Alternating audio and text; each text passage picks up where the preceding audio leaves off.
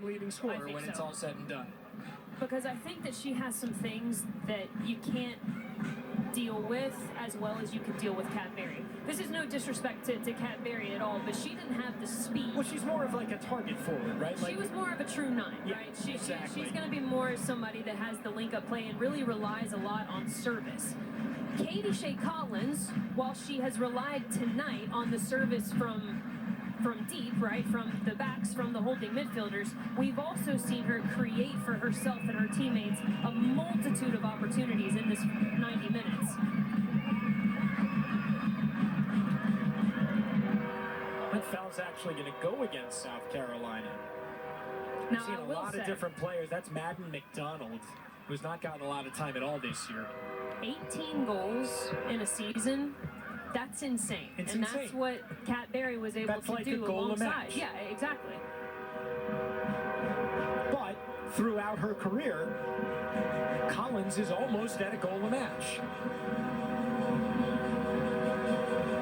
This is why, and look, I'm not saying that players shouldn't have gotten a 5th year, but it's almost like you should put an asterisk. Oh, 100%. Yeah. I was like just 61, thinking the same you know? thing. Absolutely. McMaris and Ruth. And that's, yeah, that is no disrespect or anything to the player. That was really the situation that they were given. And I actually think that 5th year was integral for Kat Berry and her ability to play so successfully at the pro level so quickly. But with players who are only going to be here for the normal allotted 4, I definitely think that the record book should reflect that. Right, can we have just 2 categories? Do you want to have a record book for career a 5th year? and a 5th year? I like it. I'm with it. It's a lot more digital paper, though. Thankfully, that's unlimited. You don't have to worry about printing out the media guide anymore and the record book for everybody. Saved a lot of trees that way. All right, McDonald.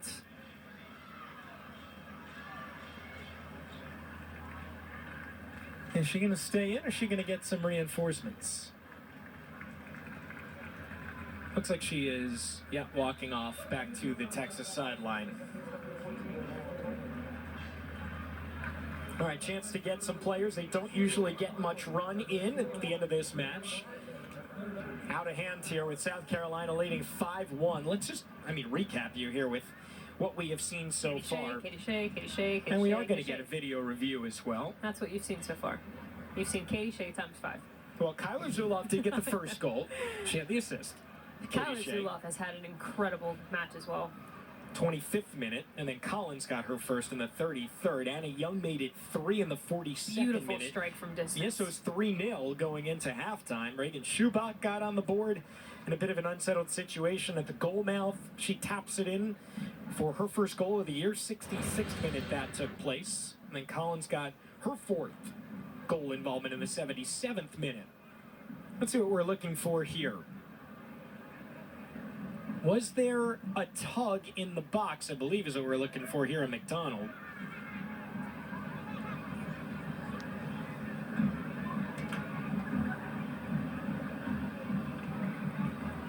Certainly onside.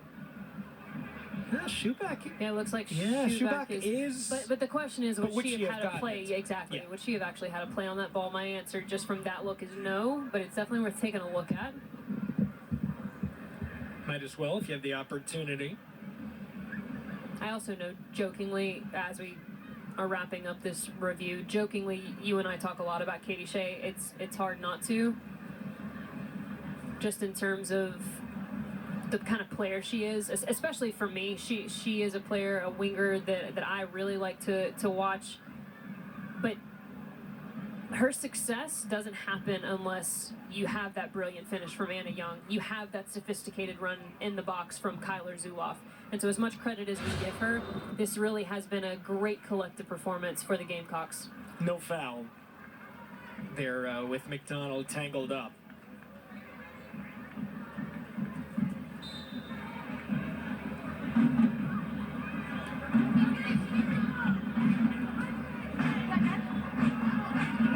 That's nifty from Nadula. Nadula has the goal for Texas. Came off a beauty of a ball in from McDonald.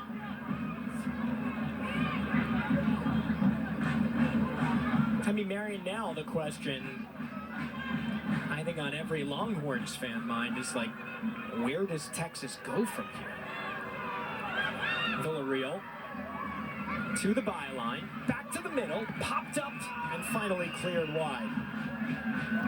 Well, I do think there are some fixable things that the Longhorns have displayed tonight. One big key for me throughout the entirety of the season has been kind of the lax effort in their marking. We talked about their box organization. I don't think that has been cleaned up enough. There were too many South Carolina players who were able to run freely, get on the back shoulder, and really just too easy to finish inside the 6. There's got to be a little bit more grit in their box defending. And so I think that's definitely a focal point to clean up. But other than that, it's going to be a pretty silent bus ride. And you got to have to do some internal digging. There'll be a corner kick now coming up here for Texas. Well, if you're tuning in for Tennessee at Oklahoma, number 4, Lady Vols back in action. You can find it right now on SEC Network Plus, and we promise we will get you to Mike Watson, Jill Lloyd in as soon as the whistles hit and we get to 000. Texas trying to claw one more back. That was a dangerous ball, but Schubach heads it away. Just as far as Villarreal. And finally whipped free.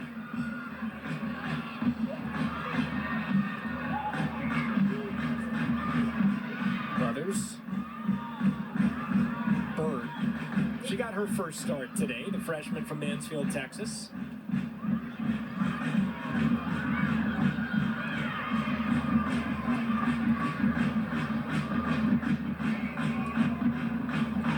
Even in a 5-1 game, Fala's not going anywhere.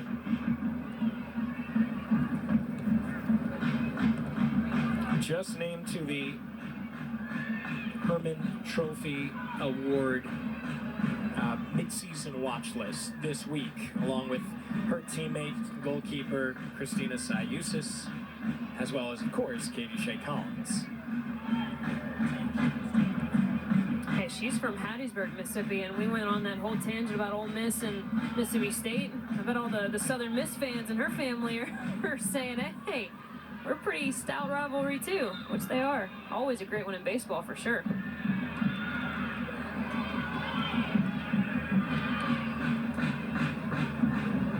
Gracie, just such an incredible career here. I mean, she is a player who was part of the U.S. under-20 team camp last January, and no question, someone that I think will get a bit of a look, certainly in the pro ranks, after she is done here at South Carolina. I've definitely had some lengthy conversations with Shelly Smith about, Gracie Fala's future, because I agree with you. I think that the future is going to be Gracie's to decide at the end of it. Right now, this is what Shelly says every single time I ask her about it. She says, there is nothing else on Gracie's mind right now than making this season the best one that she's ever had. She is all about the here and now, all about this team and what they can do to succeed. She's been a part of some pretty great programs, but this is a South Carolina side that's definitely got the making to do something special. 2 of the Gamecocks' final 3 matches of the regular season are right here at Stone Stadium, which usually bodes very well for them. Here's Nadula whipping it into the back post.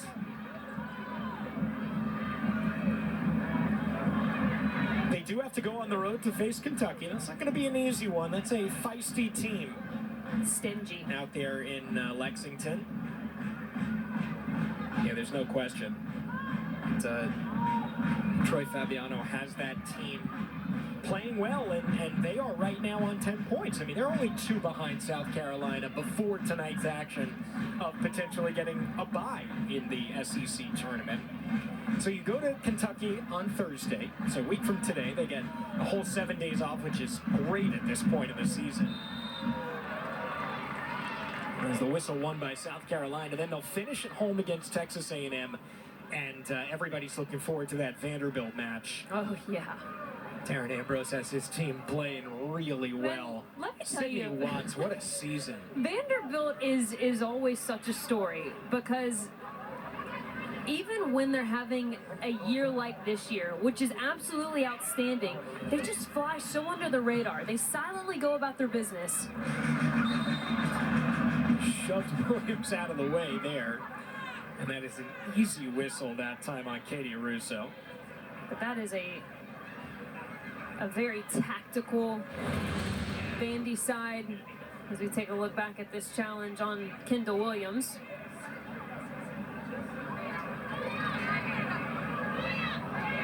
Well done from Kendall Williams to be brave enough to come out in traffic and try to gather that one.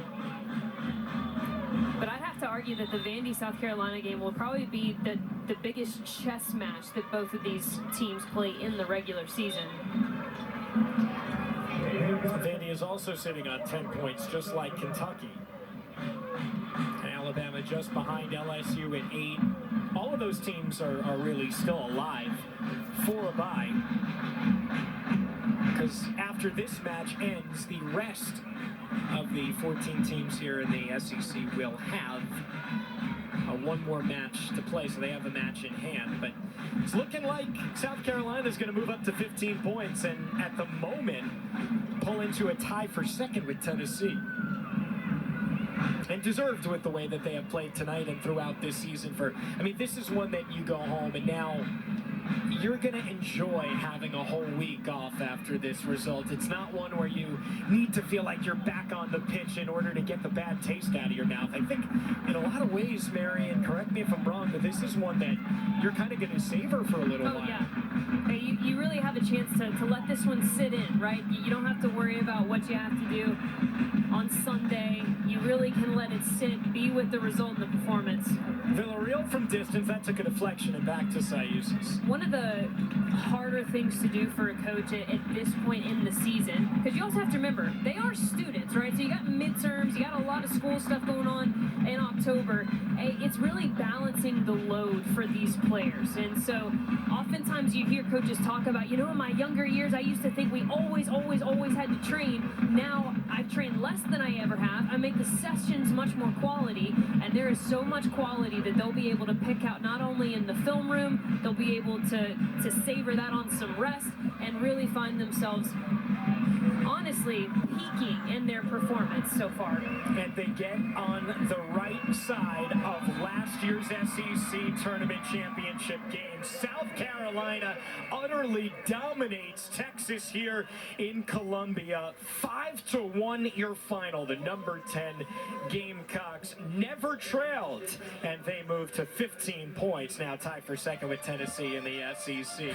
With Marion Crowder for our fantastic SEC Network crew, I'm Alex Perlman saying so long from Columbia. Let's get you to Norman, Tennessee, and Oklahoma. Mike Watts, Jill Lloyden, all yours.